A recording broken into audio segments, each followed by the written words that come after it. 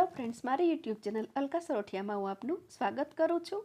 આજે આપણે બનાવીશું એક પણ ટીપું તેલ યુઝ કર્યા વગર ખાટું મીઠું અને તીખું તમતમતું લાલ મરચાં તેમજ લીંબુનું અથાણું।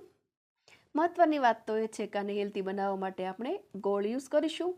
આને એકવાર બનાવીને તમે આખા વર્ષ સુધી ખાઈ શકો છો। રેસીપી ખૂબ જ સિમ્પલ છે અને ઓછા ઇન્ગ્રેડિયન્ટ્સથી આને તમે બનાવી શકો છો।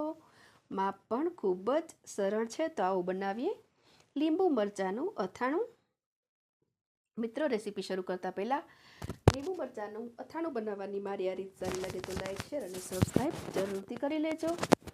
આ અથાણું બનાવવા માટે મેં કુલ 5 નંગ લીંબુ અને 3 નંગ લાલ મરચાં લીધા છે। અહીં લીંબુ અને મરચાં તાજા તેમજ દળદાર લેવાના છે। લીંબુ અને મરચાંમાંથી બીજ દૂર કરીને મોટા ટુકડામાં કટ કરી રફલી ચોપ કરી લીધા છે। મિક્સચરમાં રિવર્સ મોડ ઉપર શરૂ બંધ કરીને આને ચોપ કરવાના છે। હવે અહીં 1 વાટકી આ લીંબુ અને મરચાં સાથે કુલ 2 વાટકી ગોળ લીધો છે। અથાણાને સરસ ટેમ્પટિંગ લુક આપવા માટે મેં પીળો ગોળ લીધો છે।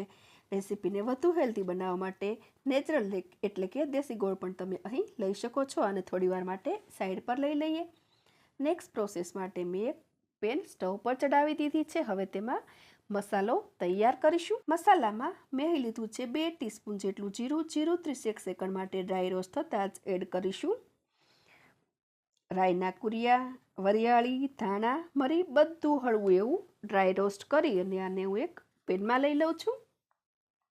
બધું હળવું એવું ડ્રાય રોસ્ટ કરીને આને એક પ્લેટમાં લઈ લઉં છું અને આને આ રીતે અધકચરું વાટીને તૈયાર કરવાનું છે। ફરી સ્ટવ પર પેન ચડાવીશું, તેમાં એડ કરીશું લાલ મરચાં અને લીંબુ, સાથે જ એડ કરીશું ગોળ। સ્લો ફ્લેમ પર સતત ચલાવતા રહી અને આને થવા દેવાનું છે।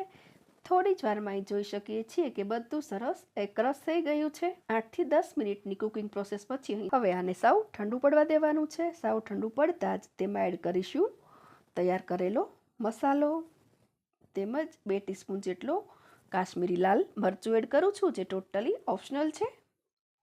2 થી 3 ટીસ્પૂન જેટલું મીઠું, હિંગ, બધું સારી રીતે મિક્સ કરીશું। અહીં ટેસ્ટ વેરિએશન માટે તમે થોડો ચાટ મસાલો પણ એડ કરી શકો છો। સાવ ઠંડુ પડી ગયા બાદ આને સાફ એરટાઇટ કાચની બોટલમાં ભરી અને તમે સ્ટોર કરી શકો છો। અહીં લીંબુને છાલ સાથે યુઝ કરેલ છે, માટે લીંબુની છાલ સાવ ગળી જાય ત્યાં સુધી આને રૂમ ટેમ્પરેચર પર જ રાખવાનું છે। ગળી ગયા બાદ આ અથાણાને તમે રેફ્રિજરેટરમાં રાખીને આખું વર્ષ સુધી ખાઈ શકો છો। તો મિત્રો, કેવી લાગી મારી આ રેસીપી તે કોમેન્ટમાં જરૂરથી લખજો। તેમજ મારી આ રેસીપી સારી લાગે તો લાઈક, શેર અને સબસ્ક્રાઈબ જરૂરથી કરજો। એક નવી રેસીપી સાથે ફરી મળીશું। Thank you for watching.